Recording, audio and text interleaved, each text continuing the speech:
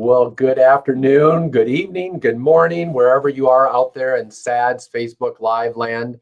So good to be with you today. I'm Mike Ackerman, genetic cardiologist here at Mayo Clinic and director of our Winland Smith Rice Genetic Heart Rhythm Clinic and Sudden Death Genomics Laboratory. On behalf of Mayo Clinic and the SADS Foundation, the Sudden Arrhythmia Death Syndrome Foundation, and our CEO, Alice Laura, thank you for joining us for SADS Facebook Live number 39. Happy Friday to you all, and the Friday before Thanksgiving Day, November 20, 2020. This is a really good program. You're going to like my conversation that I'm going to have shortly with Dr. Shannon Hourigan from Boston Children's Hospital. But a reminder, come on, you need to help those out there who are anti-maskers. It's not hard. It's not personal liberty. I mask, you mask, we all mask together. We wash our hands, 60, 70%, I think. Yes, 60% plus alcohol in it. Wash them. We don't touch our face. And we stay apart. Social distancing, know your family community. And we just got to do this stuff. I think we've had a terrible public health failure. Why is it so hard for us to just do it right now? And we haven't done it well. Can you believe we've just crossed 57 million cases worldwide? United States, we added, since I was with you last week, we added 1 million cases in the United States in 1 week. We're at 11.8 million. We have crossed the 250,000 death mark in the United States at 253,000 deaths. When the healthcare systems do not get overrun, we can do a good job of taking care of those of us who come down with significant COVID-19. In Olmsted County, Mayo Clinic in Rochester, just in a week, we added 1,400 cases at 5,800 cases for our county, but the death toll has stayed at 30. So our case fatality rate for Mayo Clinic in Rochester, Minnesota is 0.5%. So as long as this thing doesn't overrun us, we can stay on top of it, but we are not staying on top of it. Check this out. Look at this. This is from Johns Hopkins today. Not good. See that spike? Just yesterday, we added 187,000 cases in the United States. That's 30,000 more cases in one day than where we were tallying last week. We got to turn that curve. We got to get over that hump. Enough is enough. I don't need a mandate. I don't know about you, but I certainly don't need a mandate to wear my mask. And craziness is breaking out all over the place. Schools getting closed again, shouldering the burden on our parents who are already maxed out. And we didn't expect, when we had SADS Facebook Live number 25 on August 14th with Dr. Shannon Hourigan, pediatric psychologist from Boston Children's. And she joined us then, and she's going to join us now about mental health and emotional well-being and resiliency. And that program was so well received that I said, Shannon, on the spot, on the show, will you come back?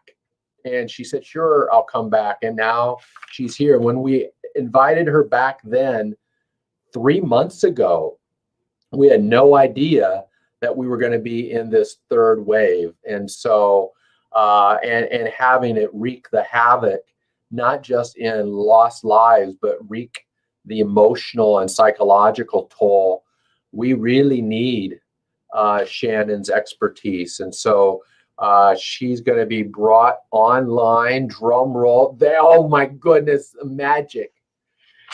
Dr. Hourigan, welcome back. It's great to see you again. Thanks so much, Mike. And we've had hundreds and thousands of people watch the Facebook Live number 25 when you and I were first together 3 months ago. And man, that seems like forever ago, doesn't it? It was a long 5 years ago, wasn't it? Yeah. And our people need help, and we have those joining in. Brianna and Erica, Dana, many of you, Katrine from Germany. Was magst du heute Abend, Katrine? I had to take 1 year of German in college for chemistry major. And that was the first sentence I learned. And then we would answer ins kino. So that meant, Katrine, what are you doing tonight? Going to a movie? And that's it. That's all I have. I don't think she is. Well, actually in Germany, maybe. I'm not sure. Oh, She wouldn't be if She's probably not going to a movie. Netflix inside the house alone, I guess. Exactly. Well, Shannon, as a pediatric psychologist, you've seen it all now, and I bet you didn't. We're kind of in a completely different world where we don't really have a roadmap to say this is how we've navigated this kind of dealie in the past. What have you been seeing these last 3 months since we were first together? I think what I'm seeing across, families and kids of all ages, teenagers, kids out of college, young kids, is just this exhaustion, is just this fatigue. We have been doing this for such a long time, and people are tired of it. People have made big sacrifices and lots, at different times, and kids are tired of being out of school. Kids are missing out on the opportunity to socialize. Kids are picking up on the stressors of their families, who are understandably stressed. Parents are under enormous pressures. Parents, many parents and families are struggling with joblessness, with increased stress for those who continue to be working. The stress levels, I think, are absolutely through the roof across everyone I've spoken with. And I think that's having a massive impact on people across the United States. Yeah, absolutely. And I think the impact we're all feeling, and our patients and families, you all are amazing. I think just navigating, you've had training for a long time, our genetic heart disease families, because you've been forced to cope and figure out how to live and thrive despite the veiled threat of sudden death. And so you guys have been in training for a long time. And I think we actually have lots that we could learn from you as we're in this pandemic. But we're going to spend the rest of the time already, Dr. Hourigan, not on the problem. I think we all feel the problem, know the problem, see the problem. What have you been putting forward for your patients and families as, rubber meets the road remedies to recover some emotional well-being, just to sort of right the ship? What things would you say for a family who's joining us that knows their ship has tipped over a bit, that they can start to do to reclaim sort of order in this chaotic world at the moment? I think so much of what we can do is really make space for and listen to each other, particularly our kids. So I see a question from Karen in Chicago, who's asking about trying to support her 17-year-old grieving the loss of his brother. And Karen, I'm so sorry for your family. Talking about our feelings is a challenge for so many of us. And it's one of the most important things we can do. We're feeling sad. So many people are feeling sad. Karen, your family is profoundly grieving, and you miss your son. Talk about those feelings. Talk about the way, it hurts. Listen to what each other are saying. When we talk to kids, a lot of times what we as parents want to do, we want to fix things. We want to make things easier. It's hard to see our kids in pain. And a lot of times when kids come to us and they ask us, and they say, this was really hard, or this person hit me at school today, or I feel upset, or we can tell they're down. What we jump to is something I like to call problem solving mode, where we try to come up with a solution for our kids. It's a natural place for us to want to go. We can, with our adult minds, often see the way that they could solve those problems. But the issue isn't that they don't have enough grownups in their lives who could tell them the right answer. The challenge is that they have to get to the place of finding that right answer for themselves. And a key part of that is figuring out how to understand how they're feeling and use those emotions that they have as a way to navigate that. And so what kids need to be able to hear from their families or from their grownups is, you're feeling really sad. I'm feeling sad too. Mm-hmm. Or, oof, it sounds like you had a hard day today. And then give them some space to tell you a little bit more. Sort of reflect back what they're saying, even if you're not sure how to do this. And most people aren't. I wasn't before I had training in becoming a psychologist. Just reflect back, right? So Mike, if you say something to me, why don't you be a kid and give me a statement, and I'll sort of demonstrate how to reflect back. Dr. Hourigan, I really don't know what's going on right now. I don't get to go to school. I'm now being told that I can't even see my grandma and grandpa. This really kind of stinks. Thanksgiving is supposed to be a great time, and now grandma and grandpa don't even get to come over here. I don't get what's going on. This is all so confusing, and it makes no sense. You miss your grandma and grandpa. You love them. You guys really enjoyed spending the time together for Thanksgiving. That's something you really love, and you're feeling sad about that. Yeah, I'm feeling really sad. Not just sad, I'm kind of mad because I don't get the why. Why can't we be together? Who's telling us that Thanksgiving is not a good idea? I'm a teenager and I see some governor somewhere having a big dinner with wine and not wearing their mask. So they're telling us one thing that we have to do, and they're not even demonstrating it. It seems like a lot of hypocrites out there. You're right, Mike. I think it's a really hard thing, because what we're doing in telling grandma and grandpa they can't come for Thanksgiving is we're saying we love you so much that we're going to have some time of feeling sad and missing you, so that we can know that we'll be able to see you again when things get better.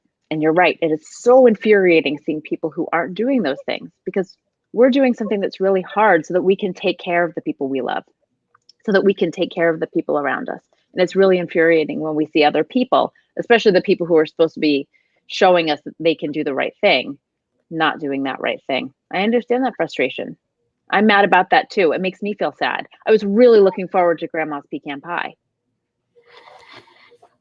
That was good, Dr. Hourigan. I like pumpkin pie. Do you? Me too, but I thought I'd mix it up. Yeah. No, I think so what you just did naturally, our natural tendency as moms and dads is to fix it. Mm-hmm. Whatever our daughter or our son is going through, whatever Karen's son is going through, or daughter, we want to fix the solution. And how did you learn? Like, if we don't know how to do that, if it's so hard for us to be a reflector as opposed to a fixer, what would you ask us to do as a homework assignment to get better at that? It's a great question. And you said something there. You said what you just did naturally. This wasn't natural. Like, my hair grows in these curls. That's kind of that's natural. Actually, I put stuff in it and I do this. It's not totally natural. This is natural. Yours is natural. Mine is natural. All natural. My wisdom here is natural. Yeah. But that's the result of a lot of practice.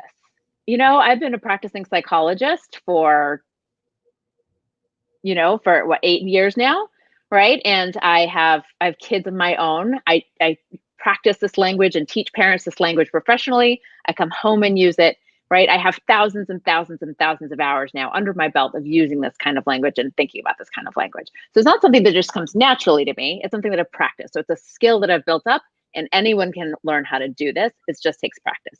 There's a fantastic book, and it's called How to Talk So Kids Will Listen, and How to Listen So Kids Will Talk. And there's a few different editions.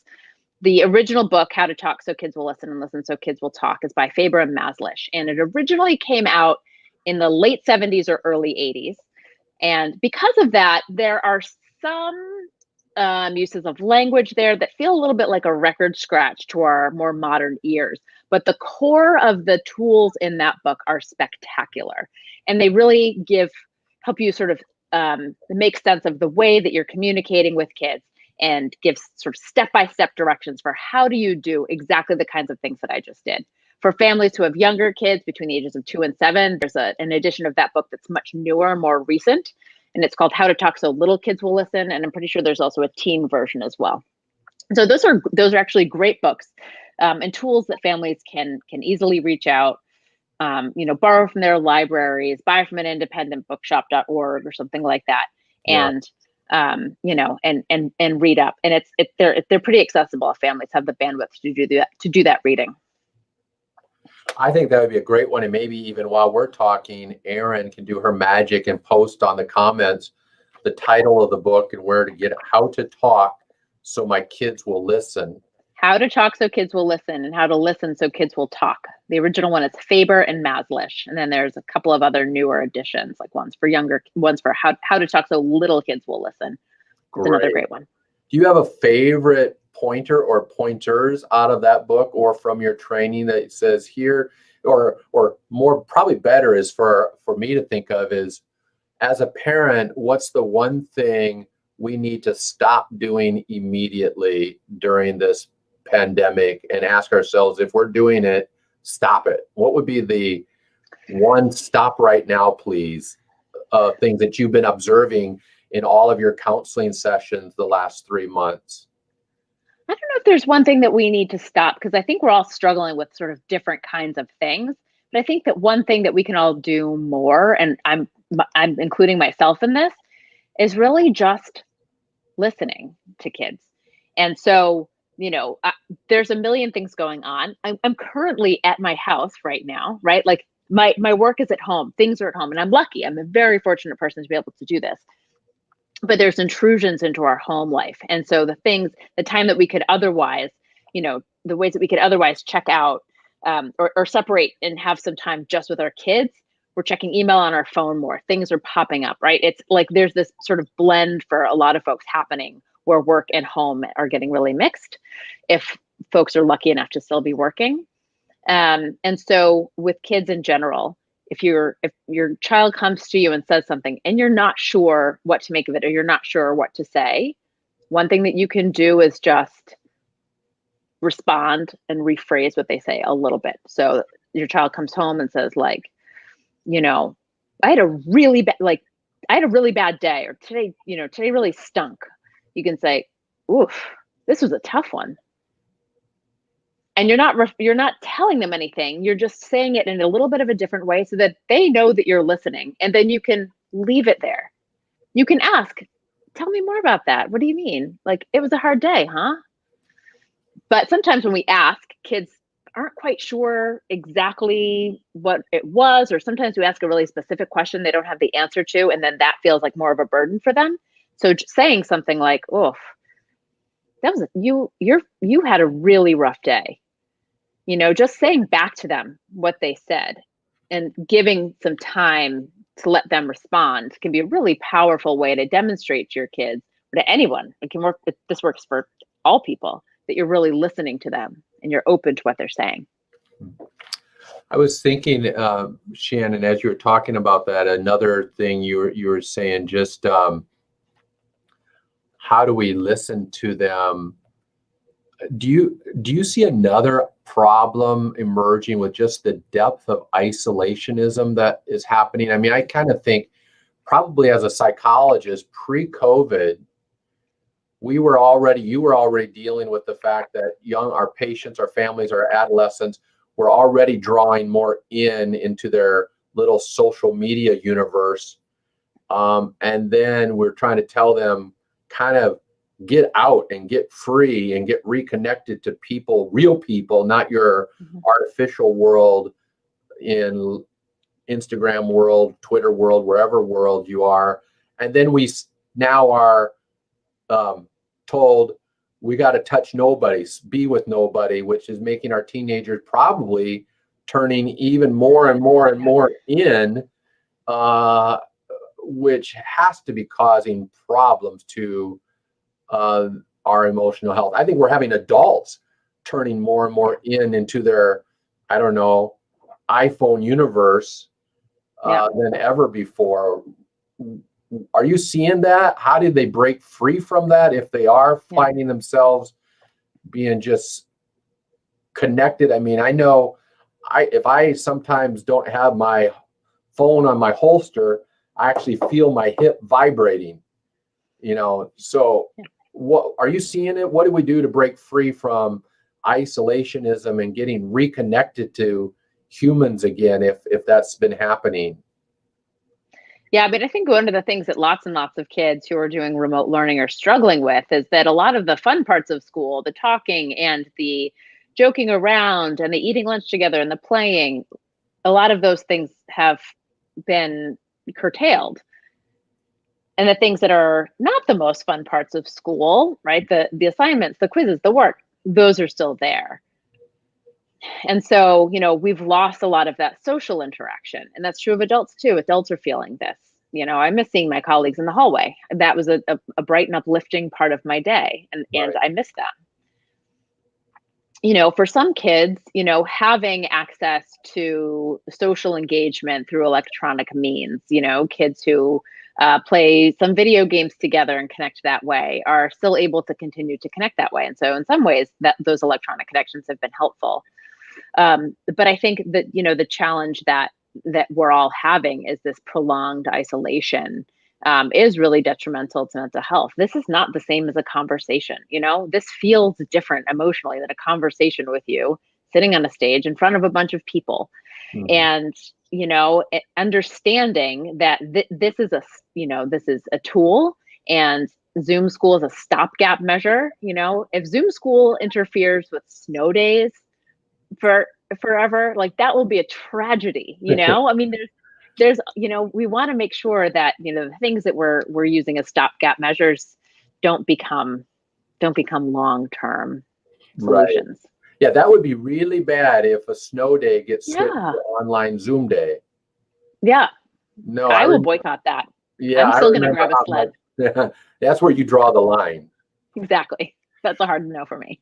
And how would a family assess? We just recently got a paper accepted showing, somewhat to our satisfaction and pleasant surprise, that the rate of suicide among our families with genetic heart diseases where they're predisposed to sudden death, and I imagine that adds a complexity to the psyche that only our families can relate to, was actually no different than the national averages.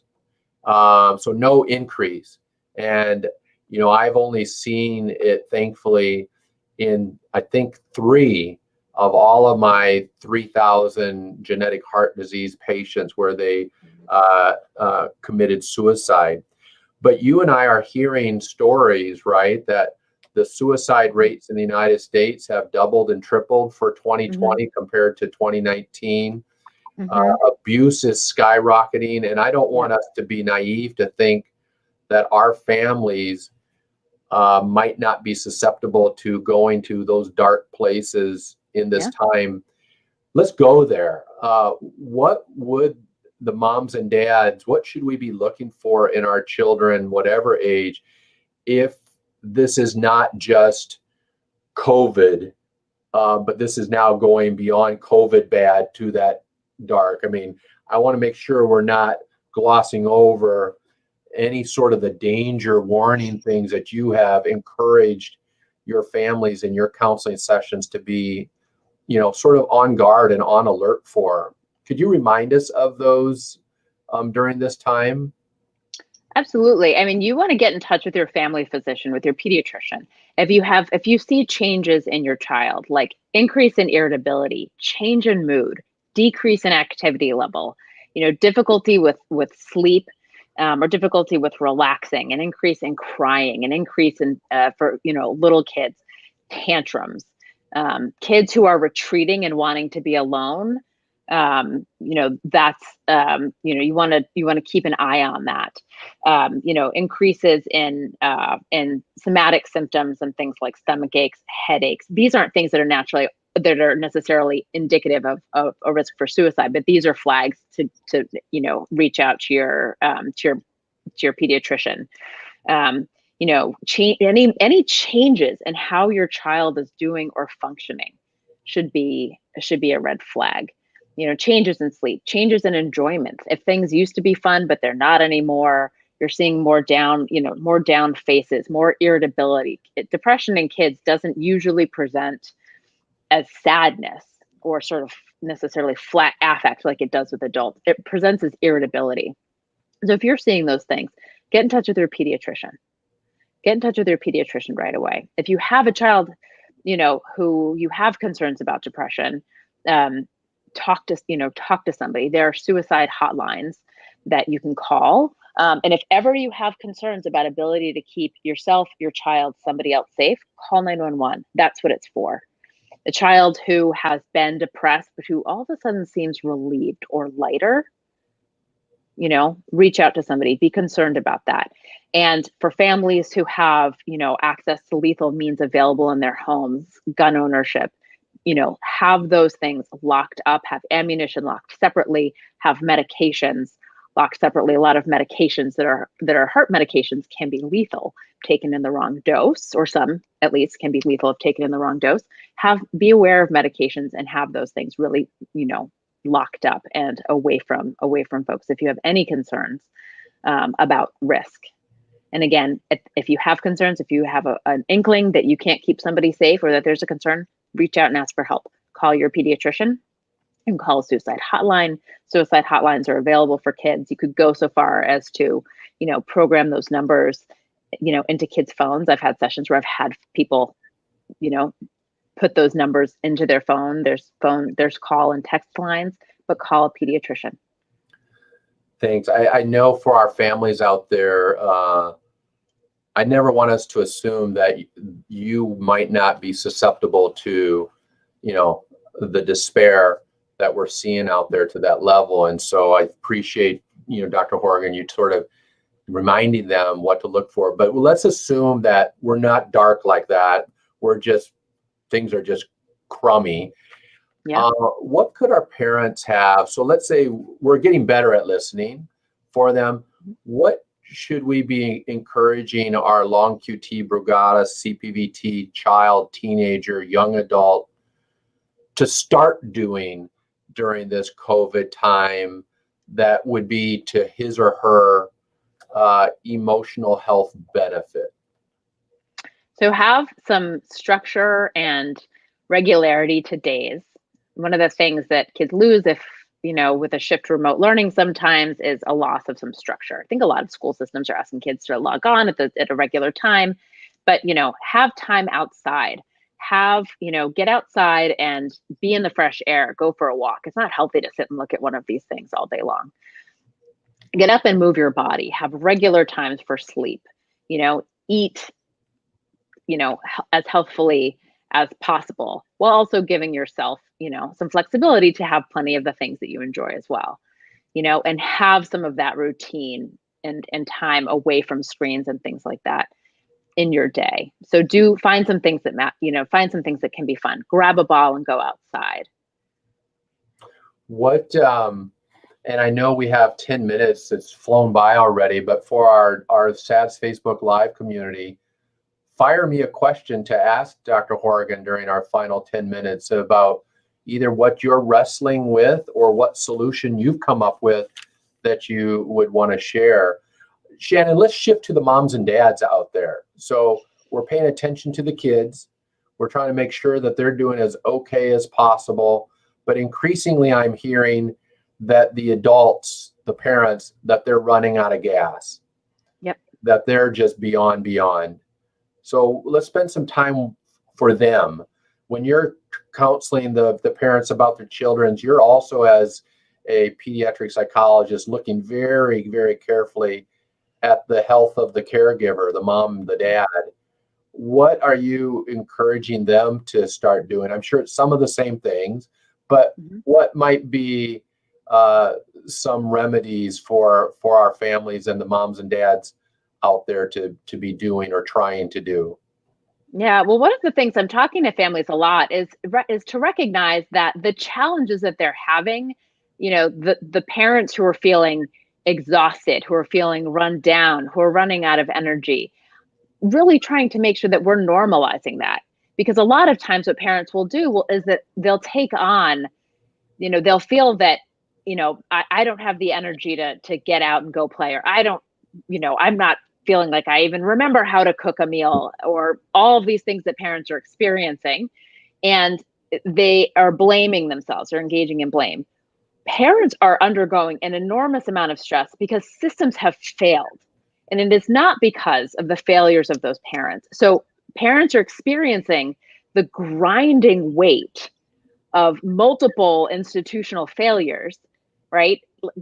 Having to be a parent and also get your 6-year-old or 7-year-old or 4-year-old to attend to remote learning. Right. That is such an issue of something that we call in psychology role confusion.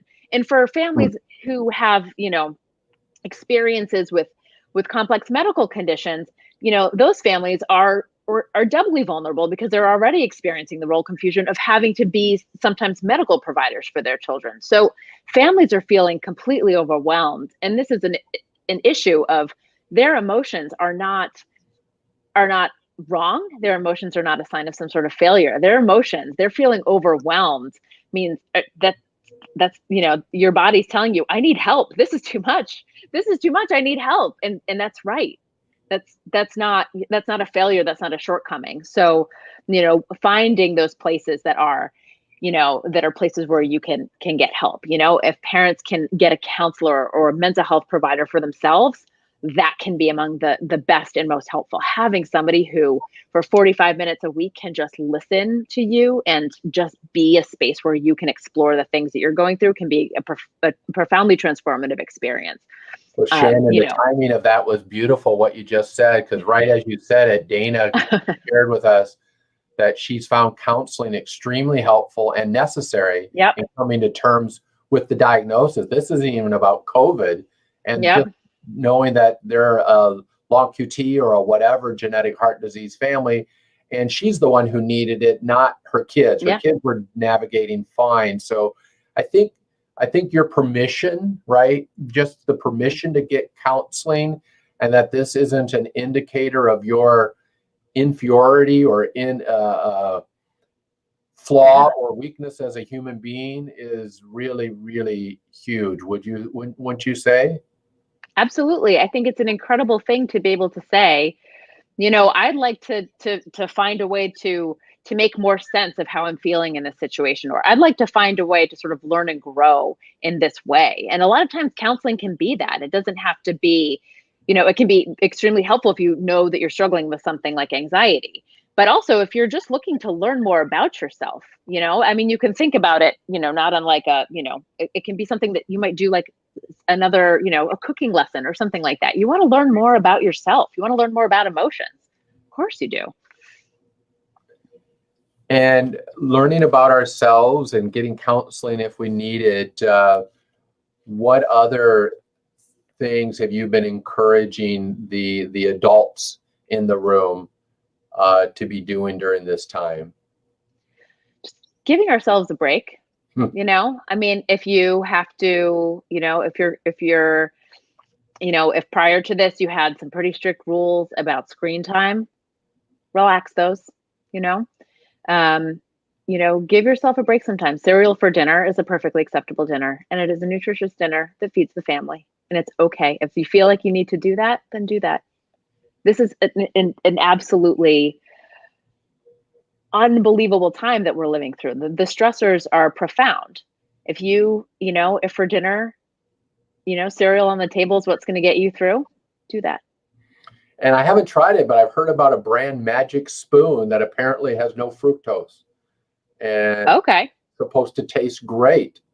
So I heard it on a podcast, so it must be true. Everything on podcasts is. I'm going to give you the final word, Dr. Hourigan. You have 2 minutes to tell the SADS Facebook world whatever you want to leave them with as they wrap up 2020 and head into a new year. It's all yours. Families are doing an enormous amount right now. This is an incredibly hard time. Be kind to yourselves. Be kind to each other. You're showing up and existing, and sometimes taking a shower in the morning can be a big success. Be kind to yourselves. Be gentle. Let's give each other some space. Let's give each other some grace. Let's give each other a lot of kindness. If we could do that for each other, for the people in our lives, for the people all around us, let's add more kindness to the world. And we can do that by starting with being kind to ourselves. Dr. Hourigan, that was beautifully said. And again, it seemed like you said a world ago when we were together on August 14th. And I hope when we come into the new year, and hopefully success will be in the near future, at least this heaviness will lift and we can get back to just normal distress and normal stress rather than extraordinary distress and stress. So thanks so much. I appreciate you and all that you do for families everywhere and in your own practice. Best of wishes. Have a wonderful Thanksgiving, Dr. Hourigan, and thanks for joining us again. I hope we can have you back again in 2021. It sounds good. And thanks to you, and thanks to all the families who took time to tune in. I hope everyone has a safe and healthy Thanksgiving, with your small family, just with not traveling. Just, I hope everyone stays well. Yeah, and we at the SADS Foundation would just like to wish you all a blessed Thanksgiving. You all have blessed us, you families that I personally am counted as your physician.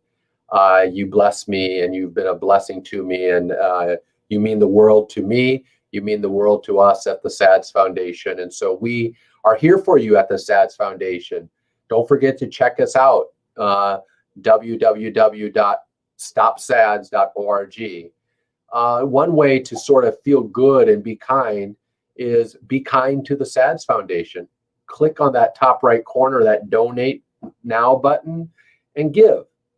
Give a little, give a lot.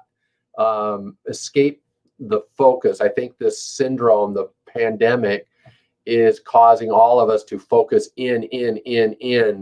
And I think to try to focus out and remind ourselves, even in the midst of awful that's going on, there's still so much to be appreciative of and thankful for. And I'm grateful for you. And speaking of gratitude, we are going to do a very special post-Thanksgiving Day get together. Join us next Friday, the same time. We were going to skip it, but I don't think we should skip. I think post-Thanksgiving Day, a time of celebration in the United States, of being thankful, and now Thanksgiving Day is being sort of canceled on us by the powers that be in some ways. I want us to assemble next Friday, one of our largest SADS Facebook Lives get-togethers ever, and all we're going to talk about is gratitude. What are you grateful for? I'm going to look online and have you share what you're grateful for. I'm going to share that with everyone. And we are just going to have 40 minutes of focusing out, not on ourselves, not on our situation, but focusing out on all the things and people that even in the midst of awful, we are grateful for. So an attitude of gratitude. So we're going to do it for 40 minutes. I hope you'll join us the day after Thanksgiving. Until then, have a blessed weekend, and I can't wait to see you again next week. Happy Thanksgiving Day, everyone.